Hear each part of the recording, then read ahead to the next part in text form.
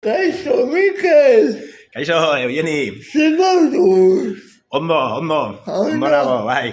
Esker mila. Mila esker etortzeagatik eta elkarrizketa hau onartzeagatik. Jo, esker mila zuri gonbidatzeagatik eta interesagatik eta ni ezagutzeko erakutsi duzun interesagatik.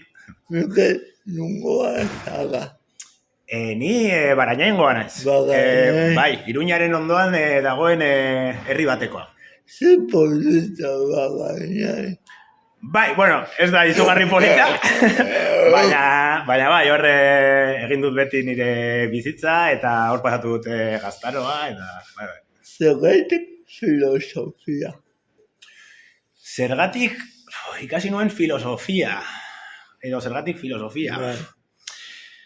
Jo, ez dakit, gauzak egite ditu arrazoi desberdinen gatik, ez? Baina, uste dut hau igual esperientzia tipikoa da, edo komuna, nik izan nuen bigarren hezkuntzan, batxilergoan filosofia irakasle oso on bat, edo gustatzen zitzaidan berak nola ematen zituen klaseak, eta orduan bere klasetan pentsarazten gintuen pilo, eta orduan zentzu horretan galdera filosofikoak asko interesatu zitzaizkidan ja gaztea nintzenean, ez? Uste dut, filosofiak planteatzen ditu, nik ezagutzen dituan galdera interesgarrienak, bai? Osea, niri berez galdera filosofikoak asko interesatzen zaizkit. Gero erantzunak benetarako daude, baina galderak izugarri interesgarriak iruditzen zaizkit.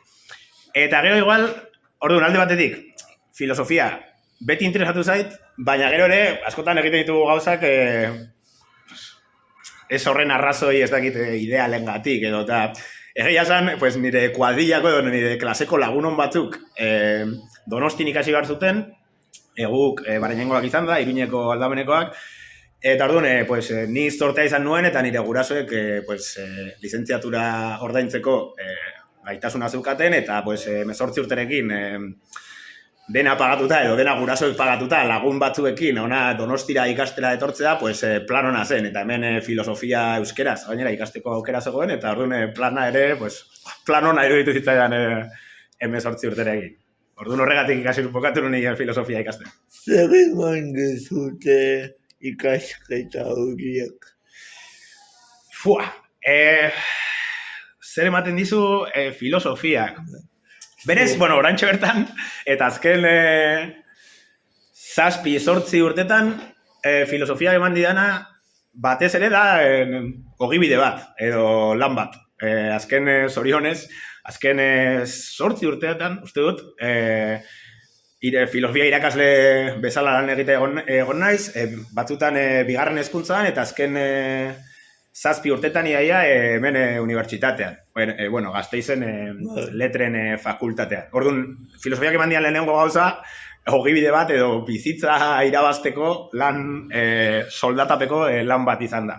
Baina gero, maila pertsonalean filosofiak eman didana segurenik kritikoki pentsatzeko gaitasuna edo problemak, edo nik batez ere etika eta politikako gaiak landu dituk, eta igual moralitateko edo etikako eta politikako gaiak eta gizartea ulertzeko uste dut tresna egoki batzuk eman dizkidala. Bai, alde batetik arrazoitzeko edo pentsatzeko zorrotz pentsatzeko tresna batzuk eman dizkit, pentsamendu kritikoarekin lotuta, eta gero bestaldetik kontzeptu batzuk edo teoria desberdin batzuk gizartea aztertzeko.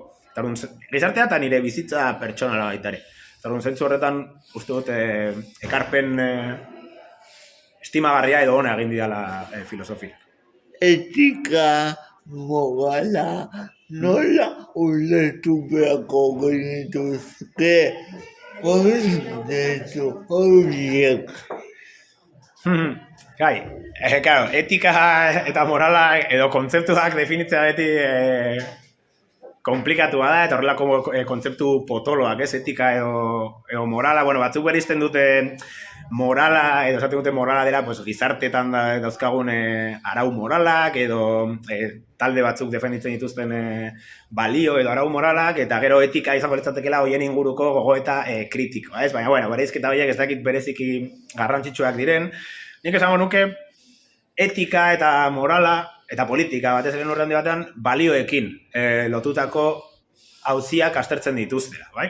Eta balioak definitzea ere, edo balioak zer diren zehaztea zaila da, baina esango nuke igual modu zentzudunena edo simpleena ulertzeko balioak dira garrantzitsutzat jotzen ditugun gauzak, bai? Edo uste ditugu gauza batzuk garrantzitsuak direla eta hoiei balioa ematen diegu, ez? Eta orduan da horren inguruko gogoeta edo balioen inguruko gogoeta kritikoa etika izango litzateke. Beste gauza batzuk daude lotuta balioekin baita ere, estetika adibidez eta bar, baina etika eta politika neurrandi batean balioekin lotuko nituzke. Berdintasuna, askatasuna, anistasuna, tolerantzia horrelako balioen inguruko gogoetarekin lotuko nuke etika. Zertan oinarritu zinen tesia egiteko garaian?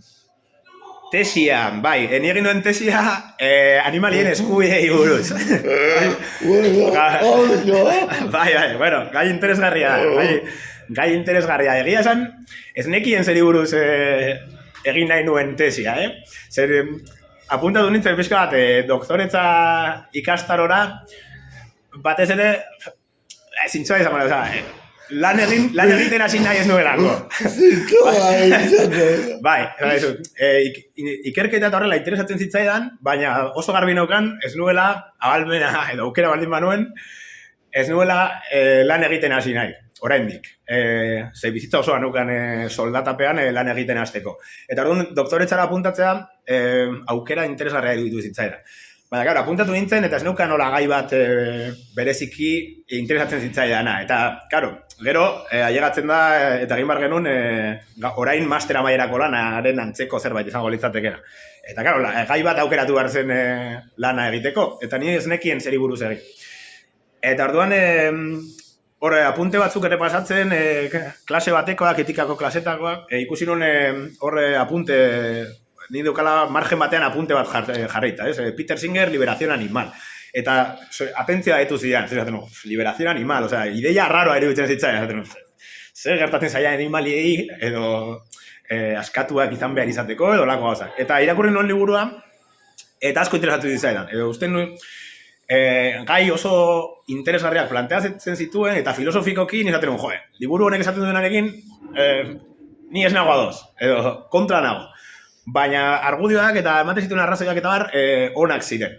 Eta orduan azkenean egin nuen, edo liatu nintzen animalien eskubideen gaiarekin, eta egin nuen doktoretzako tesina ditzen zena, orain master amaierako lana izango litzatekena, egin nuen animalien eskubidei buruz, eta ja tesia egiterakoan jarraitu nuen gai horrekin, eta horretan lan egin izan dut batez ere nire bizitza akademikoan, eso. Eta kuriositatez, ze konklusio ateratzen duzu guzti honen inguruan.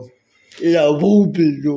Bai, nik batzutan, nik ez dut, edo ez ditut tesi polemikoak estimatzen polemikoak izateagatik. Bai, nik batzutan, edo pertsona batzuk polemikoak jotzen dituzten tesiak defendatzen ditut, edo ondorioztatzen ditut, bai? Eta orduan, nire ondorio nagusietako bat, hola, botela esterrean botata, izango litzateke, gizakion bizitzak eta animalion bizitzak balio berdina daukatela, bai? Hau da, nahi baldin baduzu, gizaki baten bizitza eta txakur edo txerri baten bizitza baliokideak direla. Ondorio horretara ailegatzen naiz, uste dudalako gizaki guztion bizitzek balio berdina daukatela, bai? Tesi hau edo ideia hau gizaki guztion bizitzek balio berdina daukatela, tesi polemikoa da, edo zaila da justifikatzen. Filosofian badaude, ez dakit pertsona asko, baina badaude filosofo desente, aldarrikatzen dutenak. Bizitzek ez dutela, edo giza bizitza guztiek ez dutela balio berdina, orduan nire ondorio nagusia izango litzateke, edo tesi nagusiak izango lirateke, gizaki guztion bizitzek berdin balio dute, gizakion bizitzak eta animalion bizitzak baliokideak dira, edo garrantzi moral berdina daukate, eta hortik gero ondorio praktiko batzuk ateratzen ditut. Adibidez, barazki jaleak edo veganoak izan beharko ginatekela, hau da, txuletoiak eta hamburguesak edo eta bar jatea bai morala dela edo gaizki dagoela, ez genukela egin beharko. Eta gero beste hildo batetik jota, animaliek naturan pairatzen duten sufrimendua murrizten saiatu beharko ginatekela. Horiek izango lirateke igual tesi labur bilduz nire ondorio nagusiak. Irakaslea zean enean. Esango zenuzuk ikasleagekiko duzun helburu baten zein da zure helburu nagusia klaseetan? Vale, a ver, galdera ona da. Bai, galdera ona da. Nire helburu nagusia klasean maila ez dakit, ideal batean, edo hau da, igual hezkuntzaren ikuspegi oso liberala, ez? Baina izango nuke nire helburu nagusia maila oso orokor batean, irakasle bezala, da ikasleen pentsamendu kritikoa sustatzea, bai? Edo ikaslei pentsatzeko, edo modu desberdinetan pentsatzeko, ez dakit, teknika, kontzeptuak, teoriak ematea. Hori maila oso orokor batean, ba? Hau da, nire helburua izango litzateke ikaslea azken finean ez nirekin agoz egotea, por supuesto, baizik bere kabuz, pentsatzea, bere ondorio propioak ateratzea, baina ondo arrazoituz, hau da, ondo justifikatuz bere sineskerak, bere ondorioak eta bar.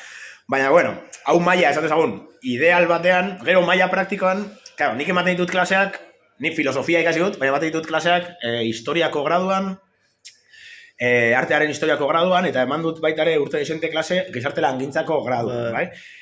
Orduan, ematen dizkiet filosofiako klaseak, filosofia ikasten ez duten ikasleei. Orduan, saiatzen naizena beti, ni eta nire saileko kideek, ez? Nire saileko kideek lan handia egin izan dute nire aurretik baita ere ikasgaiak prestatzeko. Baina saiatu garena egiten da eskaintzen eduki eta gaitasun batzuk edo tresna batzuk, gaitasun batzuk garatzeko tresna batzuk, ikasle horiei beraien lanbideetan erabilgarriak izango direnak, bai? Adibidez, nik irakatsi izan diet filosofia, gizarte langintzako ikasle bati, baina gizarte langintzako ikasle batek esan dezake, ni zertarako jakin nahi dut filosofia, ez? Baina, orduan, gu saiatu izan gara beti, eta ni saiatu izan naiz beti, eskaintzen, adibidez, etikako arazoak aztertzen ditugunean, bai? Gizarte langintzaren praktikan, etikako arazo desberdinak sortu daitezke. Orduan, enfokea izaten baita ere nahiko praktikoa, ez bakarrik teorikoa, baizik beraiek, beren eguneroko bizitzan edo eguneroko ogibidean erabilgarriak aurkitu ditzaketen tresnak bereganatzea, gero beraien lana ahalik eta modu berenean egiteko. Eta orduan hori saiatzen naiz eskaintzen, lortzen duan ala ez, beste gauza bada, hori ikasleek eta sailak eta beste batzuk baloratu beharko lukete. Baina hori saiatzen naiz. Bueno, Mikel, babila esker tate hau oparitzeagatik. Jo, esker mila zuri, Eugeni, gonbidapenagatik eta interesa erakutsi izanagatik ni ezagutzean eta zure txokotxoan lekutxo bat egiteagatik, placer bat izan da, nahi duzunean errepikatzen dugu edo beste gauza bat dugu. Kafe bat dugu dugu. Kafetxo bat karrek irartzea mundiala izango litzateke, gustora, bai, nahi duzunean. Bueno, Mikel, bidaleko diego, agur bat gure ikuslei. Bai, noski. Agur. Agur, zaindu eta ondo izan.